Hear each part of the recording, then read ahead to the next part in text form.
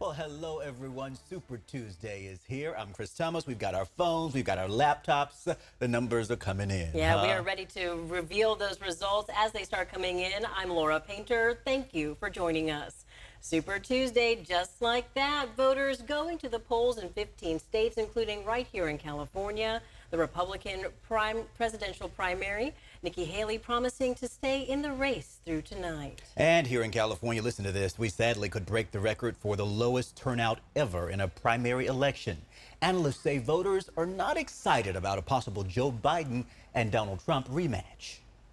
I read an article yesterday where it said this is one of the finest run campaigns that anybody has ever seen. That's pretty good, right? That's pretty good. It's really a statement.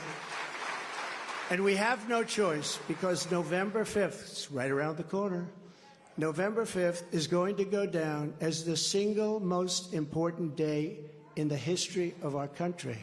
And we're going to make America great again, greater than ever before.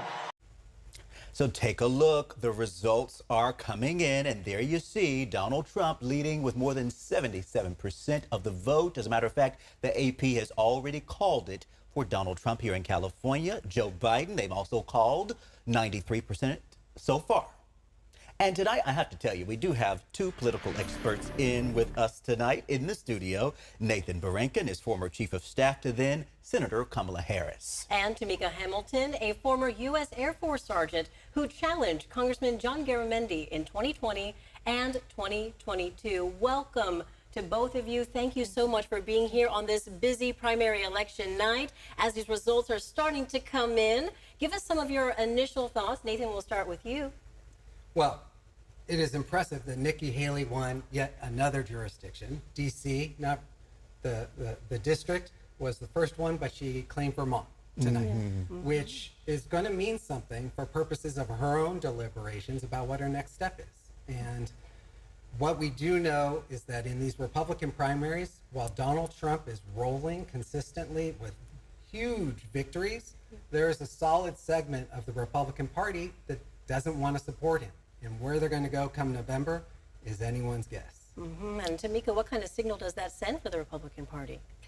I think that we already know that Donald Trump is going to secure this nomination. And, I think that, we have a lot of time between now and November, so we could possibly see a victory for him. But again, there's a lot of time between now and November. We started off talking about the turnout, right? And that perhaps voters were turned off by the fact that they may be heading toward another rematch between Donald Trump and Joe Biden. What do you think that says with the turnout being the way it is here in California? I mean, these are two candidates that honestly both sides did not want. And these are not the choices that I think that Americans deserve. But here we are. So at the end of the day, you're going to have your true diehard, high propensity voters that are going to show up. But there's still a lot of work that needs to be done to get both of them, over the edge for November. And Nathan, I have to ask you, as we look at these turnout numbers, I think the lowest was somewhere around 31%. We could be lower than that. What does that say about how the voters feel about these candidates? Well, I think I agree with Tamika 100%. These are two leading candidates. Effectively, they're both incumbent presidents for purposes of their own party. And in re-election years, in California for sure, turnout is anemic in those re-election years for Democrats for sure. But they're also both not terribly popular. So it's hard to get the excitement level up. I think that's likely to change though for November. What are some of your concerns for the down ballot races as the enthusiasm for the presidential races are somewhat lackluster, let's say? Well, one of the things that we know from some of the analysis that has been done of early returns that came in prior to Election Day is that the electorate is predominantly older and predominantly white. And what that means and the impact of that is that those are the people who are going to have a disproportionate say on what the voters' choices will be in November.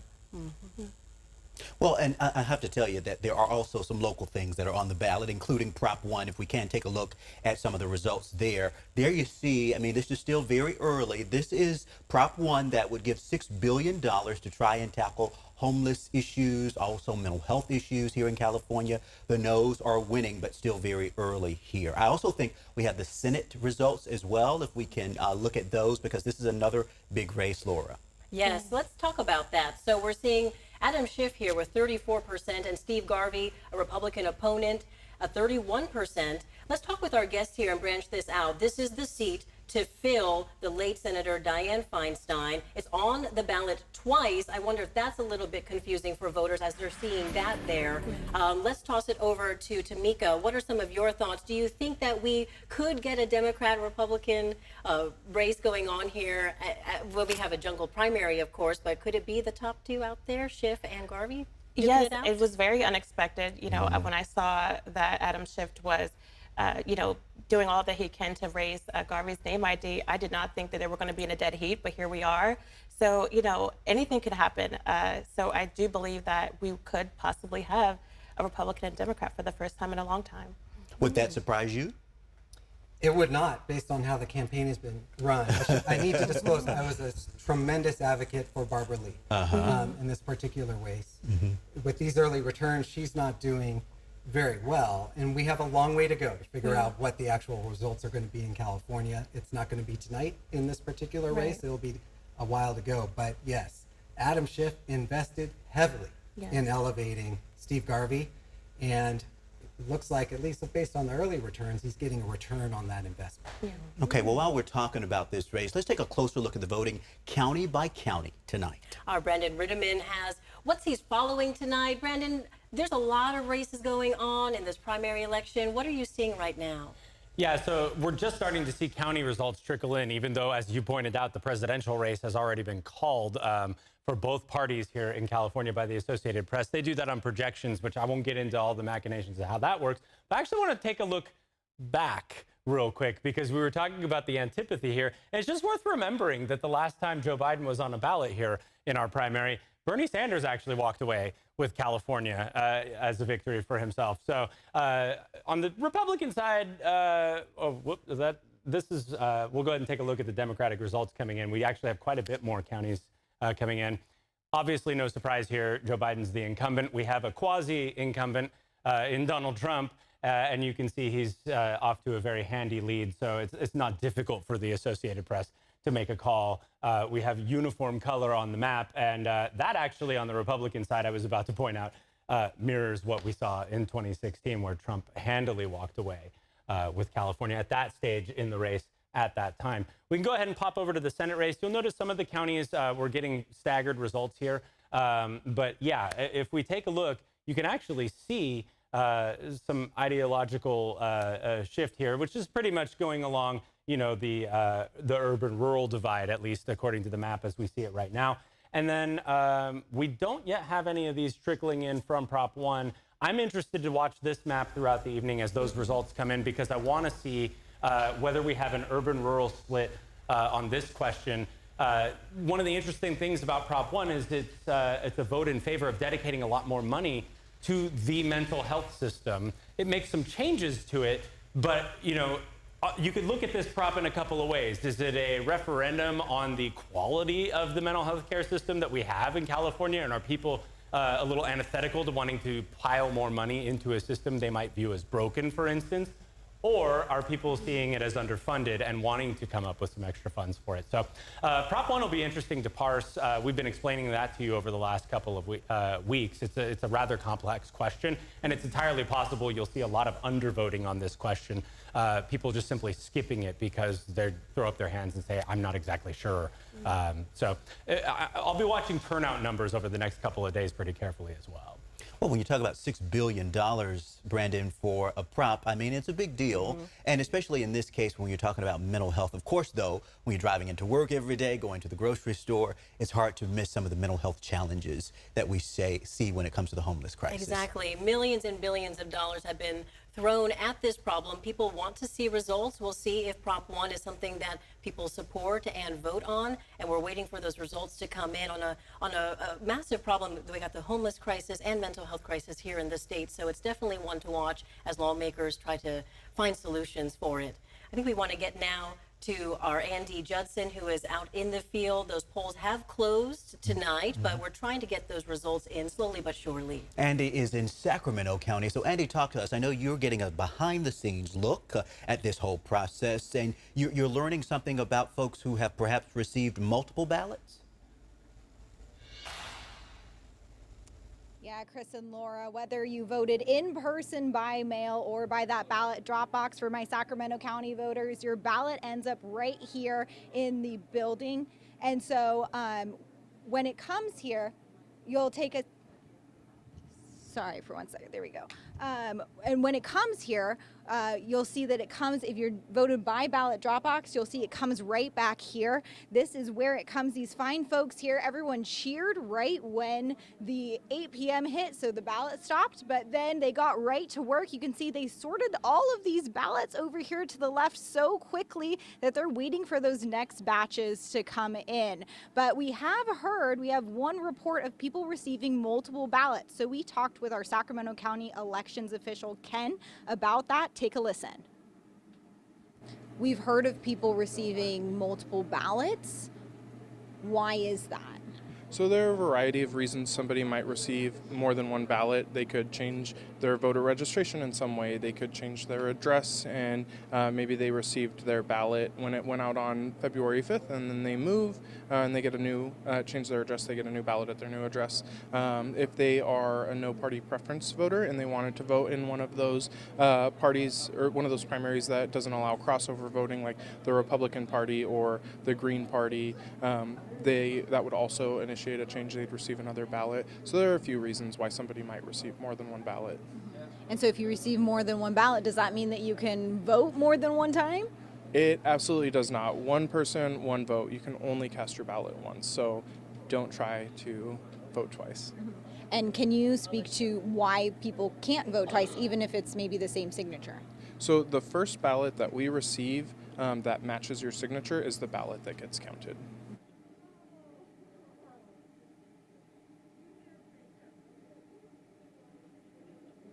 And so for the most recent Sacramento County voter turnout, we're at 21%. So far, ballots that have been come in and voted are counted are around 187,000. But again, it's a long night ahead for the elections workers here. A lot of them said they came in around 6 a.m. this morning, and they're going to be here till midnight or even the early morning hours, making sure that your vote is counted as well as in the days to come. For now, we'll send it back to you, Chris and Laura. That's right, Andy. It could take days to certify these results that have come in through the mail-in ballot, so it'll take a while before we really get those final answers there.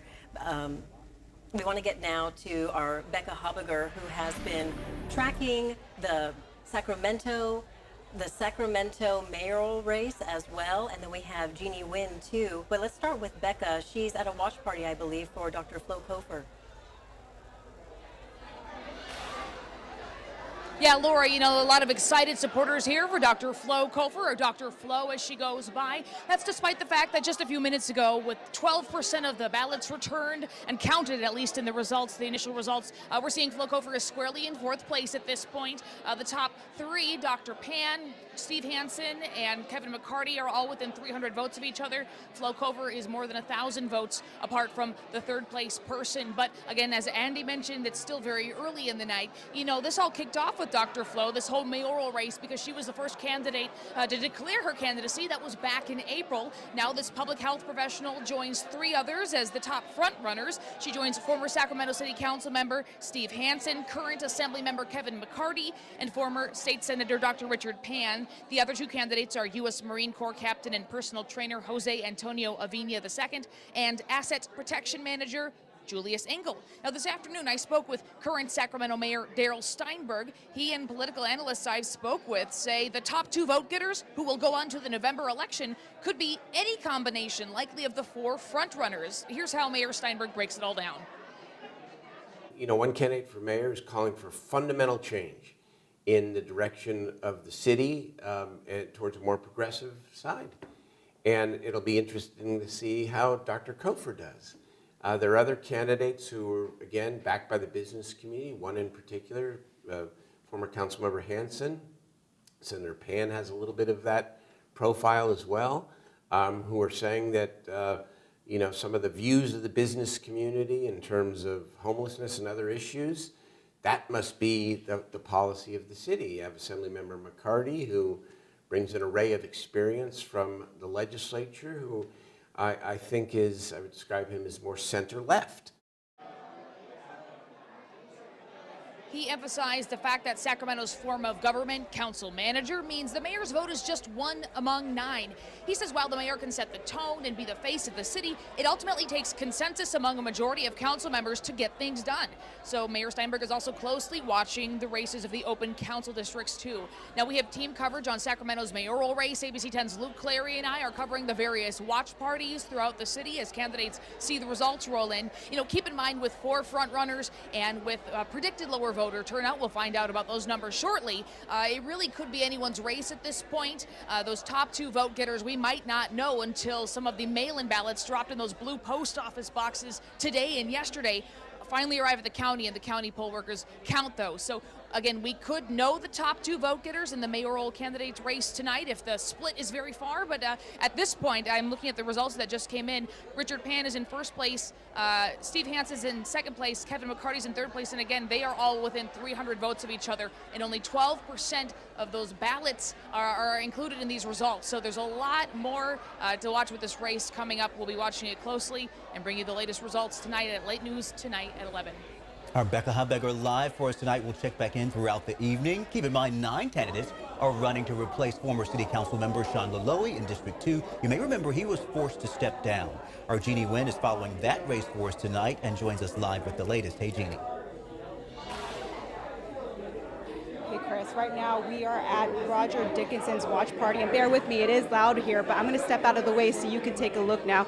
It is very full here. We're at a local bar off of Del Paso Boulevard. There's a lot of people here supporting Dickinson. We've even seen some current sitting council members. Councilmember Katie Maple was here, Mai Vang, as well as Karina Talamantes. And just moments ago, as the polls closed, his campaign was looking at the early results, and so far, Roger Dickinson is in the lead with the most votes at this moment. He did give a little speech to his supporters here at this bar, thanking them, and honestly just being very excited and looking forward to the future and being very hopeful that this will turn out in his favor. As you can see now, he's just talking to Councilmember Katie Maple.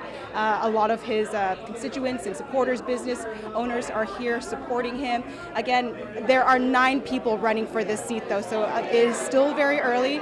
Even though Roger Dickinson is in the lead right now, it's still early. We did talk to some of the other candidates earlier today. We went to a watch party for Kim Davey, Penelope Larry, and Ramona Landeros. Again, all of them very hopeful and confident going into tonight. But we will continue to keep track of this race and keep you updated as those results continue to come in, Chris and Laura. Yeah, Jeannie, the night's still young, hope's still high, still a lot of excitement at those watch parties. Thank you. We want to bring in now our political experts back in tonight. We have Nathan and Tamika. Yeah, Super Tuesday will bring us closer to identifying the 2 candidates who will battle for president in November. And you know what? It has not been a great secret, has it, who those 2 people might be. It's all but certain who they will be again in November. So what advantages do you think each of them have? We'll start with you this time. Well, I think that, of course, the current President Biden has the incumbent advantage. And I think that, former President Trump could come in and capitalize on some of the failures of this current administration. Failures, she says, huh, Nathan? That is typically how it is portrayed in an election year, yes. No, I agree. I mean, candidates, certainly when you are the quote-unquote challenger, you're going to criticize the incumbent for everything that has gone wrong, regardless of whether the incumbent is responsible or not. I would say this, though. I think Joe Biden has 2 tremendous assets working for him going into this November election. One is he is not Donald Trump. Donald Trump is a known quantity, and as pointed out, and Nikki Haley's continuing to slog away in these primaries, even though Trump is going to secure the nomination and continuing to secure a good chunk of the Republican vote. There's a group of voters out there who lean Republican or registered Republican who are not happy with their choice in Donald Trump. Second thing is important social issues like a woman's right to choose, are on the side of Joe Biden, particularly with a demographic that are going to be perhaps on the fence about whether they want to support Joe Biden because maybe they think he's too old, maybe he hasn't done what they expected on the economy, but on an important social issue like that, it is something that can tip the balance in certain segments of certain states within the nation that could tip the scales for Joe Biden come November. I just want to drill down on that really quickly, and then I want to talk about what do you think some of their disadvantages might be. We talked about advantages, the age question, right? Neither one of these are, as we used to say in Alabama, spring chickens. You know what I mean? They are, you know, they are seasoned gentlemen. How big of a deal do you think age will be in the race? I think age will be an issue. I don't think it'll be the top issue. I mean, obviously we see what's happening with the current president, Biden, and, you know, some of the gaffes he's made, and, you know, how feeble and weak he looks when he's out on the trail right now. And then you have on the other side, you know, former President Trump, you know, while he is well in age as well, also, he's just, you know, still ticking away. So, but I think the top issue is really going to be, as Nathan said, the social issues when it comes down to it. And so then you think that the advantage is Democrats? I think so. At the end of the day, Republicans have not done a really great job in addressing some of the social issues, a lot of the social issues that are polling right now, for example, abortion, you know. Which leads us into the question about disadvantages, right? I wanted to let Nathan have a chance to respond there. And the next question I had would be the economy as well, which is something that the Republicans tend to poll very well in. And as far as the advantages on the Democrat side, do you like to address? Well, you know, as I said earlier, I think Joe Biden's primary advantage is that he is not Donald Trump. He clearly has disadvantages, though, going into this election. And that's what we were talking about, the disadvantages, Yeah, and his disadvantages, I mean, obviously, he is old. He would be the oldest president of the United States in this nation's history.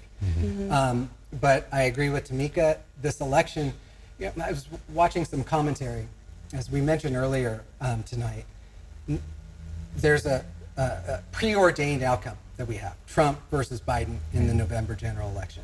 It's also known that most voters are not really, they prefer someone else. They couldn't necessarily identify who that person would be, but they would prefer someone else. On the other hand, there will be people who need to make difficult choices. One person said, this is a little bit crude, said, I might throw up a little bit in my mouth if I have to vote for the person that, you know, I was, that is the member of the other party. I can't remember whether Republican or Democrat. It doesn't matter. It's true on both sides. Just shows you the visceral reaction that people have. Visceral reaction. And that's why I agree with Tamika. It'll ultimately come down to issues. And so things like the economy, things like the border, those are relevant to Joe Biden. He needs to get correct on that between now and November in order to make that a winning issue. You think the border could be a disadvantage for Joe Biden? It could be a disadvantage for Joe Biden. But both of them have just recently been down there to show an effort that we care about it. But too late, I think, especially when we're talking about how the border has been a big issue for years, and we're looking for someone to fix it, or even, you know, do some reform and talk about it in a way where it's not the same talking points, same, you know, and then when election year comes, oh, all of a sudden we want to go take the pictures and do the photo ops. You know, Americans also seeing where the economy, and then you have people coming across the border, regardless of the situation of why they're coming here, they're seeing resources being directed towards them, and they're hurting financially. So that, I do believe, is going to be a hot topic for November. Right, because we have seen immigration also steep into non-border states as well, into other big cities like New York and even Martha's Vineyard as well. Right, so it's right, very in Chicago.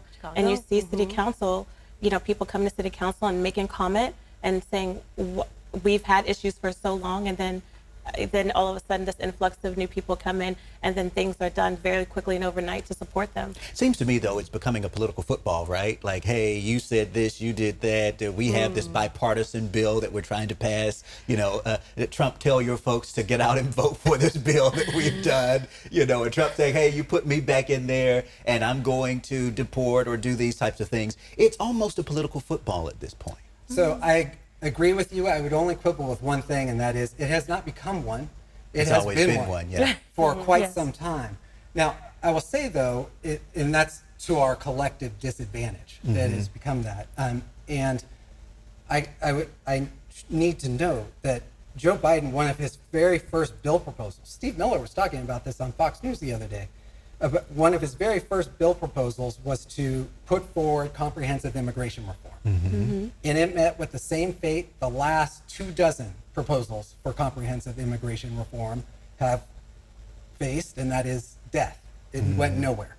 Because, to your point, it has become a political football. People see the opportunity to create advantage by pointing to someone else's failure. I will also say, though, while the border and immigration could be a problem for Donald Trump, it also could, for Joe Biden, it also can be for Donald Trump, because voters will be reminded, I presume, about how he proposed to handle the immigration crisis when he was president, and all the images of children being locked up in cages. Americans are somewhere in between the extremes, and how the candidates are able to capture that middle will be an interesting thing as they play football with this issue. And Tamika, I've heard you talk about that too, about the everyday Americans are somewhere in the middle, that they're not as polarized as we see sometimes in the national conversation. Oh, totally, totally. I mean, at the end of the day, Americans are tired, and I know I speak for the middle when I say that. Okay, we want to be able to put our kids through schools, good schools. We want the homeless crisis to be handled, and those things are not being done. And on top of that, we're seeing this crisis at the border. We're seeing them getting sent to all these different states and these communities, and people are speaking out. And it's not something that can be quieted anymore like it used to be. And so I think that the benevolence of the American people has been taken advantage of, and they want something done. And so I think that, again, it goes back to those top issues that keep people up at night. And so Democrats are going to have a lot to work on before November if they want to pull this off. You mentioned homelessness. Let's take a look again at Prop 1, because this is one of those things that would set aside billions of dollars to try and tackle the homeless crisis as well as mental health issues here in California. Prop 1, there you see it, $6 billion it calls for, and there you see 51% voting yes so far for Prop 1. Of course, still early on, but that's where we stand so far. Yes, and I believe we are getting some more results here for the Senate race. If we can pop that back up there, guys. I think that we had that there. There we go. Here are the latest percentages of the results coming in so far for the U.S. Senate seat to fill the late Senator Dianne Feinstein's seat. We see Adam Schiff with more than 1 million votes coming in right now at 37%, and Steve Garvey, Republican opponent, at 30%, Katie Porter at 15%, and Barbara Lee at 7% so far. And this is really a big race to watch. It's on the ballot twice. 27 other candidates are also gunning for this seat here too. So I wonder, any thoughts on the updated results that we're seeing? I think it is so early in the night, and one of the things that we've been tracking is where these votes are coming in from. And Los Angeles hasn't reported any votes. San Diego's reported very little votes. Sacramento's only at 12%. Santa Clara's still under 20%. There are a lot of, I would expect, based on the votes that are still out there to be collected, just and counted tonight, set aside the ones that we're going to count over the next few weeks. Right. But just the ballots that are out there tonight that are going to get counted, both of those Democrats are going to come up, and it's going to be a lot tighter for second place as the evening wears on. Right, and remember, this is not election day. This is election month here in California. Right. Well said. I know people would love for it to be called around 10 tonight, but it's not. It's election month. Yeah. And so I just want people to be aware of that when they're thinking about, oh gosh, when are we going to know? When are we going to know? Takes time to count all those votes. Huh? It does. It does. Okay, thanks so much for watching on ABC10 Plus. Stick around because we're going to be back throughout the night tracking the latest results. We'll see you shortly.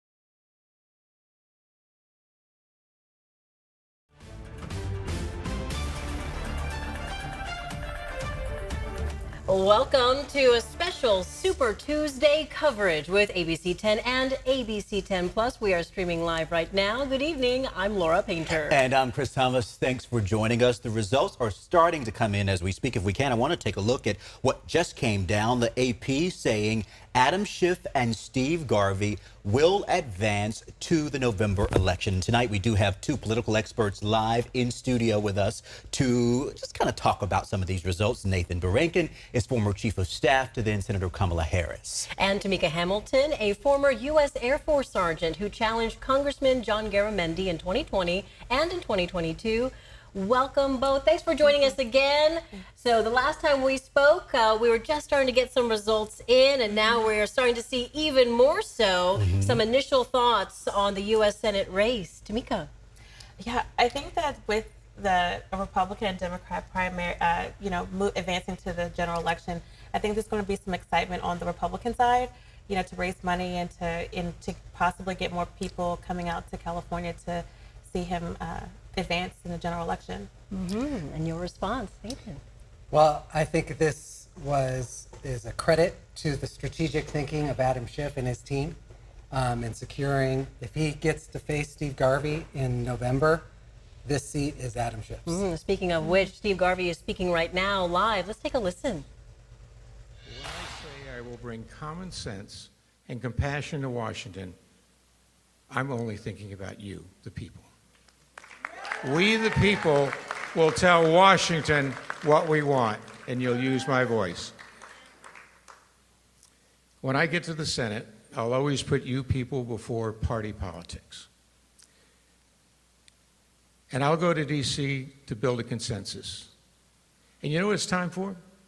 It's time for political courage. And that political courage is to stand up for your life, your quality of life, for your families, for your children, for grandparents.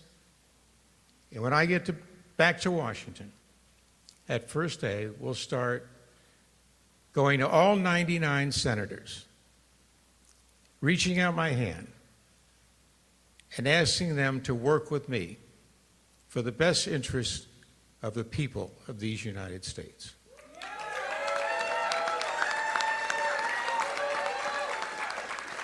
And as the great Abraham Lincoln said, when someone is right, I will stand with them.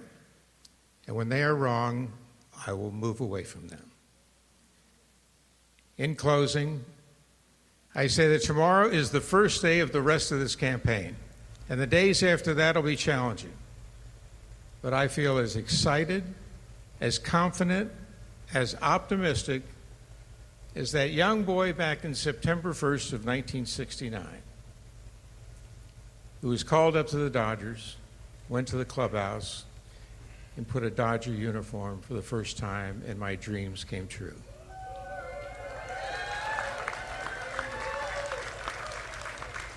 I stepped into the batter's box at the Cathedral of Baseball, and I looked around. And I looked up, I said, thank you, God. Hard work and dedication do make your dreams come true. They say in the general election that we're going to strike out.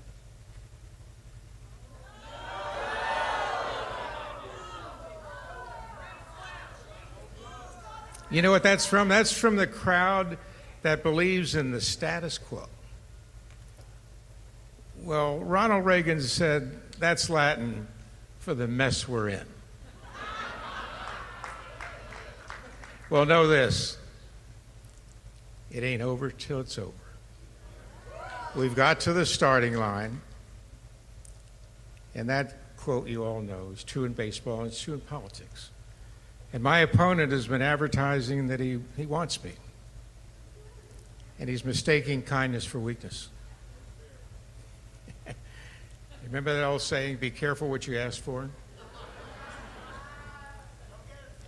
Well, he's like the pitcher that throws me 70-mile-an-hour fastballs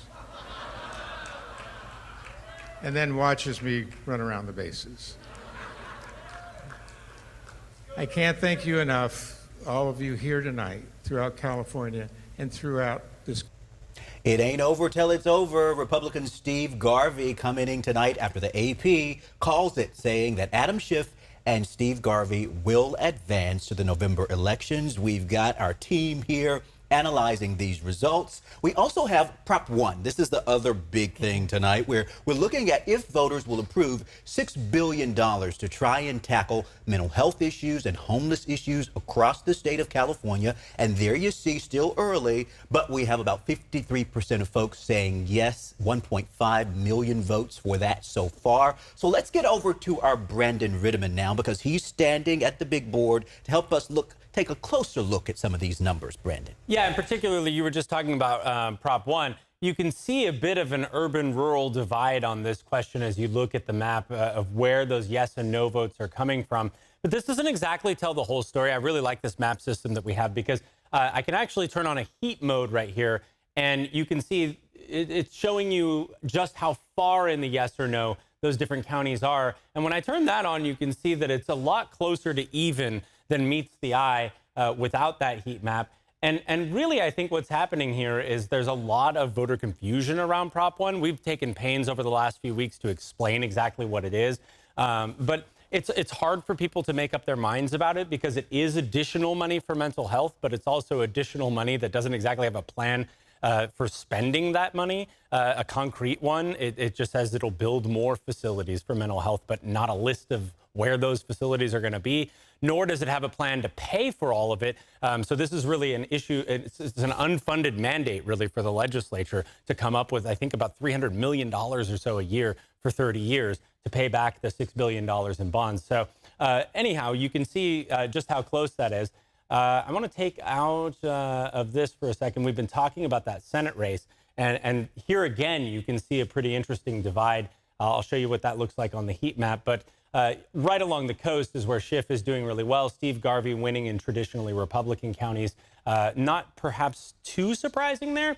But what we've talked about all night on the Republican side of the presidential race, I want you to take a look again where these purple areas are. If I show you the heat map here, this is where you can see the softness is. The same places that that Schiff is winning in this Senate race are the places where Donald Trump is softer. So if I click on a very light county, you can see here we're more like 58 to 36 instead of the statewide 75 to 21 that Donald Trump has been pulling. So if you're looking for sort of that antipathy among the California Republicans, that is where you can find it, is in those coastal areas. So nonetheless, Donald Trump handily walking away with California tonight. Not a terrible surprise there.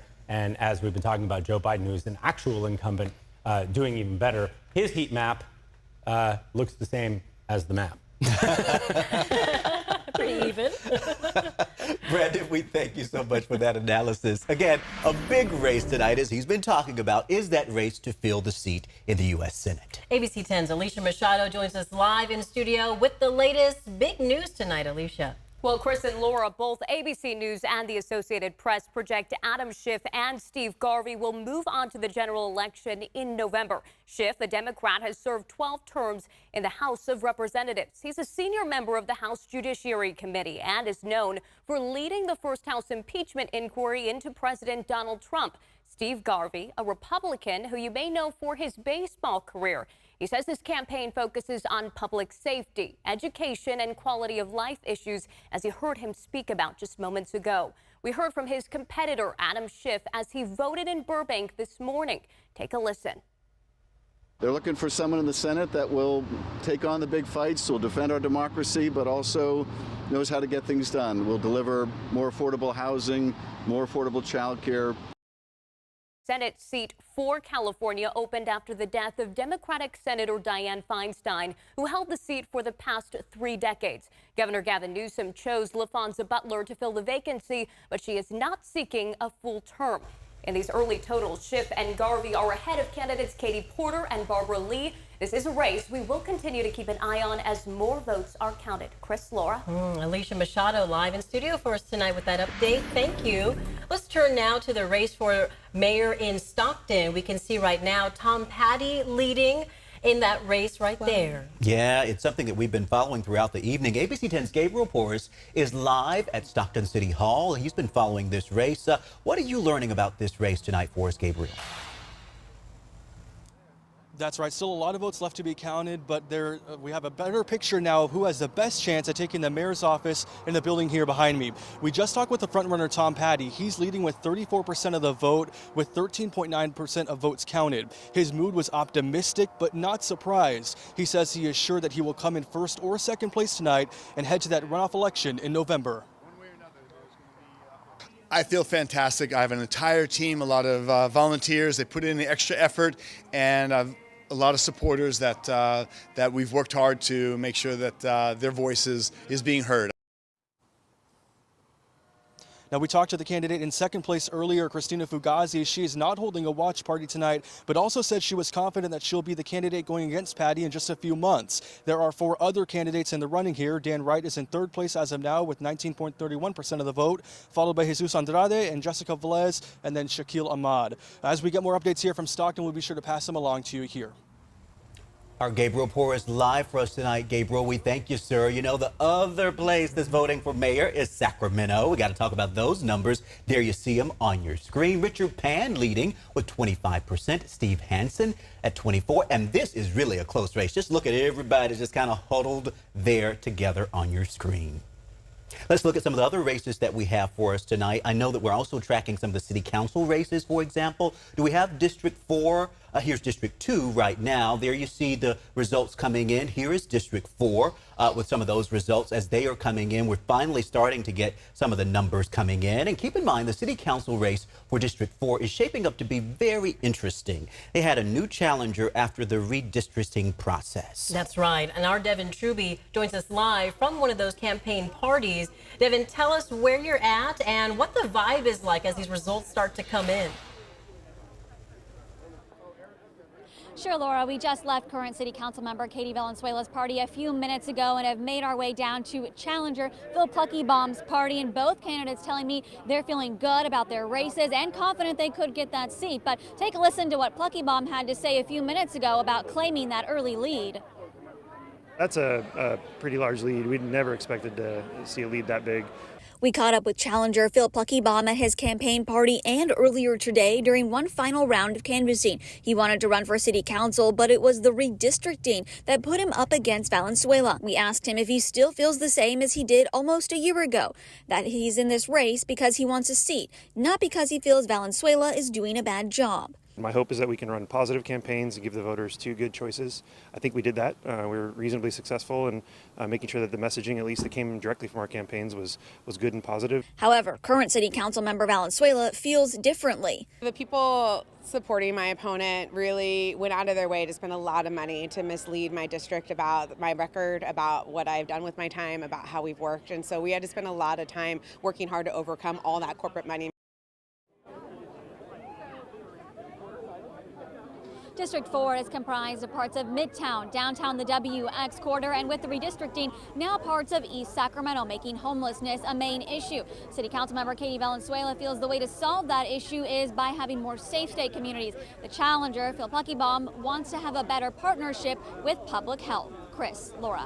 Yeah, and we also want to point out, Devin, that Valenzuela also remarked tonight that she is the only candidate to not take corporate money. So Devin Truby live in the field for us tonight with those updates. Thank you. We want to get to some more results right now. This is Sacramento City Council District 6. We are seeing Eric Guerra with 70% of the vote right now, just under 3,000 votes coming in for him right there. And in second with 15%, we can go back. I just missed that name, but let's go on to this race right now if we can.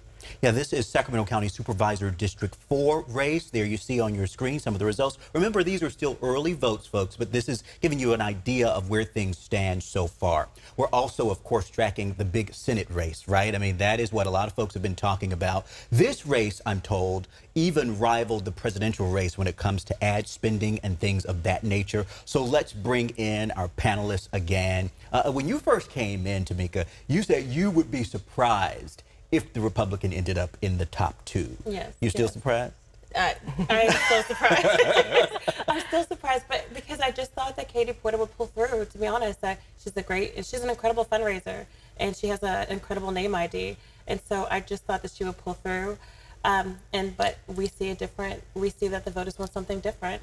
Okay. Okay, and then Nathan, here's the thing. As we look at this, you're pretty confident that you feel Democrats can take this in the general election. You heard, Garvey off the top saying it ain't over till it's over. What's your response? Well, I guess I have three things on this. Okay. One is yes, if it's Adam Schiff versus Steve Garvey in the November general election, Adam Schiff will be the next U.S. Senator. And that is because California, I guarantee you, the presidential candidates are not going to campaign in California for November. So the top race that most voters are going to hear about is the Senate. And as I was watching Fox News earlier this week, I saw one of Adam Schiff's ads for Steve Garvey, hyping up the fact that he had voted for Donald Trump the last 2 times. I think those key factors are going to doom Steve Garvey for purposes of a one-on-one matchup with Adam Schiff. And what do they have to do next? Well, I think the next thing is they're going to take a long pause. For Adam Schiff, he's going to have to recharge his campaign finances. Because he has spent. I did not catch this. Maybe you guys did. You hear Steve Garvey actually say thank you to Adam Schiff for all the help that he provided? Off the top there? Off the top, no. Maybe it was later in his remarks. Well, listen at you. Look at y'all. See, he's trying to be funny, right? But here's the deal. I understand Schiff is speaking. Let's take a listen to what he has to say.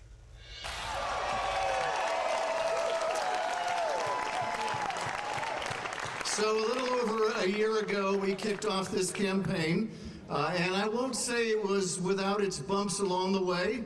I seem to recall, although it's a little hazy, that within hours of our announcement, a certain Kevin McCarthy kicked me off the Intelligence Committee. Yeah, that was my reaction too. And then, at the urging and badgering of Donald Trump, Republicans censured me for holding him accountable. I viewed it that way. And then Trump would attack me after rally after rally. And I think all those things were basically what we would call Wednesday. But you had my back every step of the way. Every step of the way. You helped us build the biggest grassroots campaign for Senate in California history, and I cannot thank you enough. I want to thank, in particular, I want to thank my family. My wife Eve is here tonight. This is my wife Eve.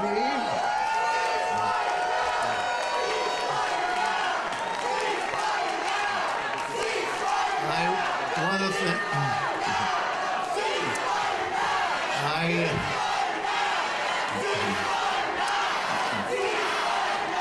I want to thank you all.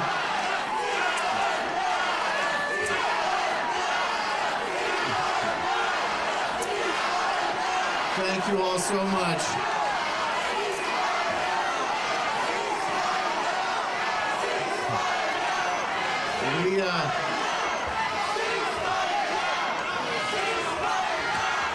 We are so lucky to live in a democracy where we all have the right to protest. We are so lucky to live in that kind of democracy, and we want to make sure that we keep this kind of democracy.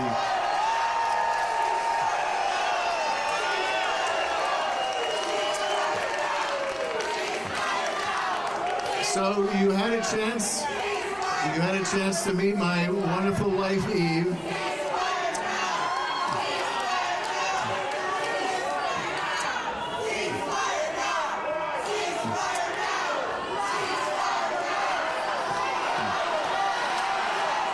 Thank you.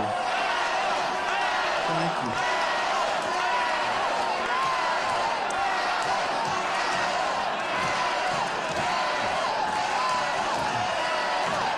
Well, here you see the protesters have interrupted his speech, Schiff's speech, saying ceasefire now, chanting ceasefire now, of course talking about the Israel-Hamas war. This has been a real flashpoint, especially for the Democratic Party.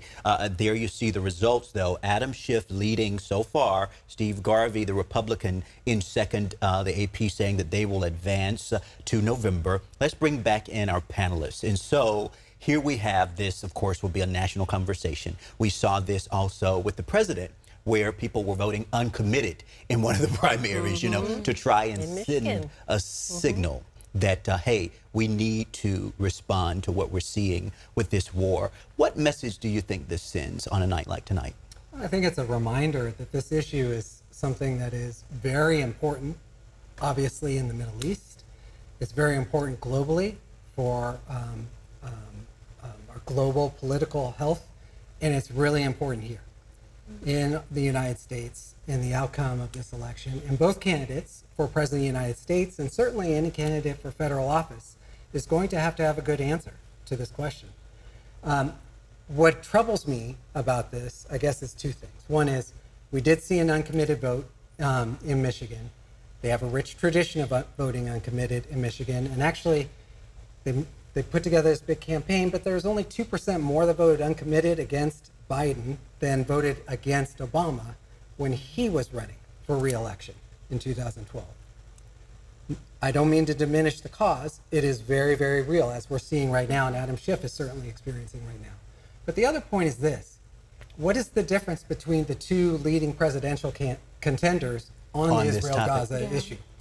Not a lot of daylight. So for those who are campaigning or shouting down Adam Schiff, or may do so with Joe Biden, Dr. Joe Biden, or the president himself, there aren't many other places for them to go.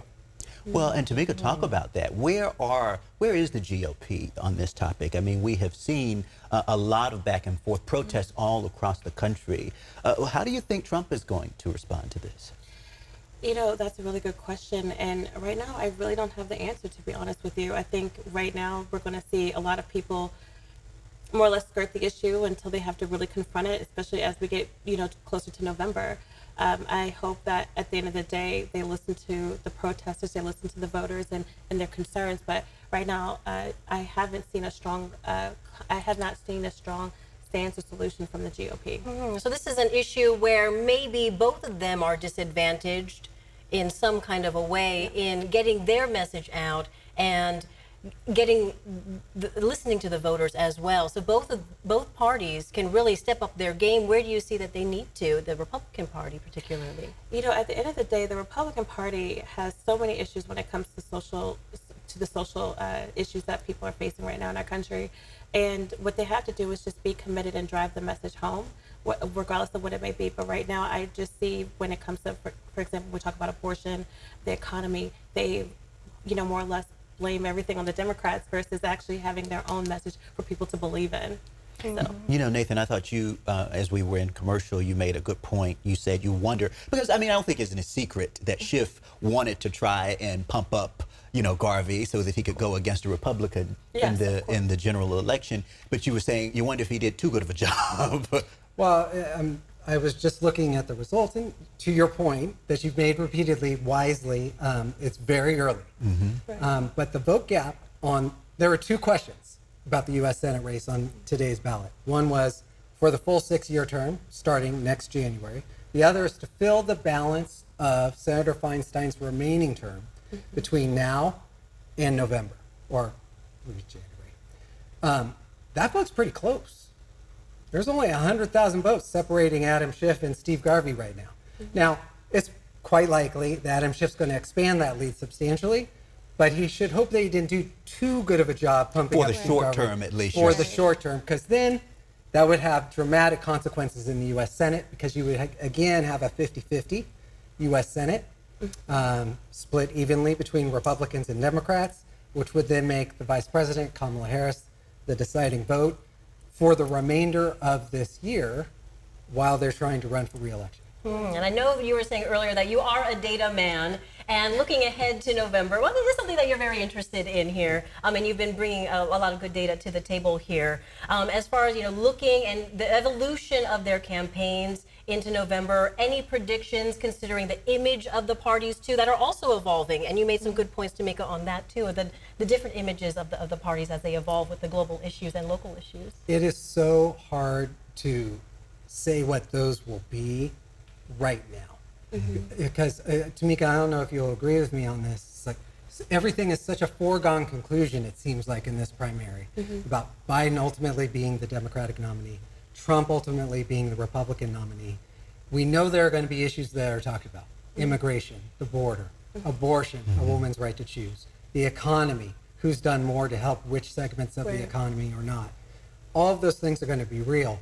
What is also, though, too early to tell, and how much it matters to people, is to the extent that they have distaste for either of these candidates, which level of distaste is more than the other side. And who can get their voters, who can mobilize their voters, because as we're seeing here in California, the turnout is expected to be quite low. I mean, we'll start to get a better idea of how that is in the coming days ahead.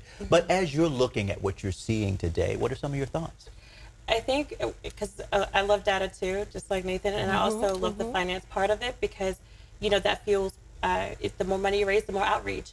And I think that this will kind of catapult Mr. Garvey, you know, financially, and he could reach more people. I mean, at the end of the day, this Senate race might end up being, you know, our presidential, you know, would-be election, you know, and then also he would help bring up the ticket for other Republicans that are trying to get that top spot in November. So I think California is, again, going to be on the map, and it's going to be a high-profile state once again.